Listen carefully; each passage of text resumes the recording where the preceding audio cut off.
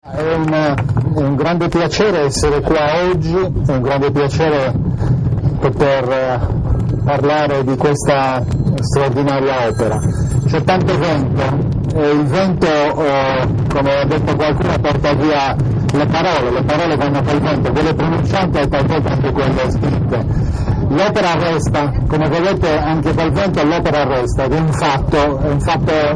inequivocabile. Dietro quest'opera c'è tanto lavoro, c'è la collaborazione tra diverse istituzioni, c'è un buon esempio virtuoso di collaborazione e c'è soprattutto la realizzazione di un sogno che è diventato un imperativo categorico, un dovere morale, quello di dare una risposta a un territorio su una strada che non devo ricordarla a voi perché lo sapete molto bene, ha dato tanti problemi, tanti dolori a questa terra, una strada che finalmente vede la luce e darà fine ai problemi e aprirà invece nuove opportunità, perché sarà una opportunità straordinaria per l'economia, per il collegamento di aree importanti del Nord Sardegna. È stato detto da chi mi ha preceduto, lo voglio dire anch'io e ci tengo in modo particolare. Un anno fa, quando ci siamo posti il problema dell'avvio dei lavori, c'erano una serie di criticità legate alla mobilità, alla viabilità per gli abitanti della zona, per le attività commerciali, si presero delle decisioni difficili, ci furono degli impegni. Uno di questi impegni lo assunse l'impresa Angius, il titolare, le prego di venire qui a fianco a me. A suo tempo prese un impegno, lo prese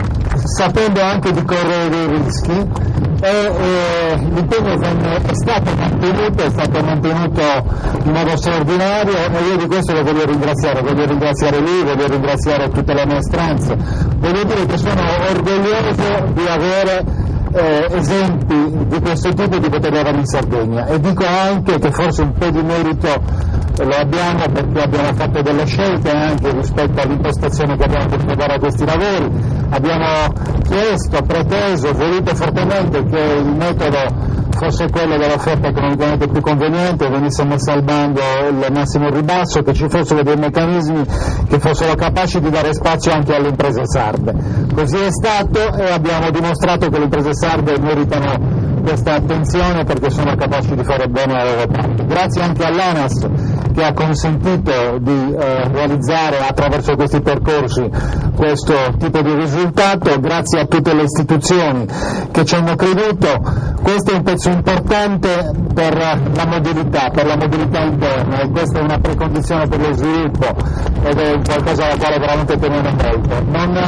ci fermiamo qui perché la Sardegna è ancora tanto da richiedere, tanto da pretendere in quanto a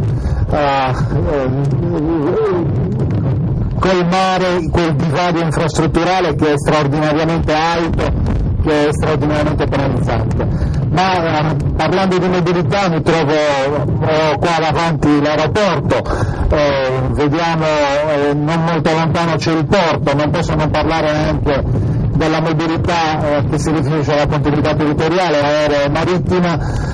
Stiamo vivendo una stagione particolarmente difficile, lo voglio annunciare però perché ho appena parlato, proprio mentre parlava il sindaco Giovanni mi ha chiamato il ministro Lupi col quale ero al telefono, che ringrazia e saluta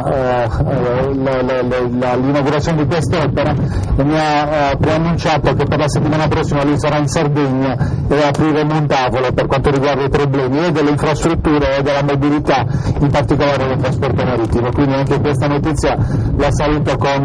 particolare favore.